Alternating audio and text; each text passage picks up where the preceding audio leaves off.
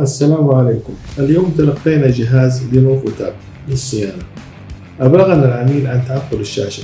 تستخدم الأجهزة اللوحية بشكل شائع من قبل الأطفال، لذا فإننا نتعامل بشكل متكرر مع استبدال الشاشة بسبب السقوط العرضي. نقدم شاشات عالية الجودة بضمان لمدة 3 أشهر أو 6 أشهر. بعد فحص الجهاز تأكدنا من تلف الشاشة، لذا قمنا باستبدالها وإعادة الجهاز العادي. لتجنب مثل هذا التلف، تعامل مع الجهاز اللوحي بأقصى قدر من العناية، وحاول منعه من السقوط المتكرر. للحصول على خدمات أفضل اتصل بماغنس كير، ولا تنسى متابعتنا على مواقع التواصل الاجتماعي.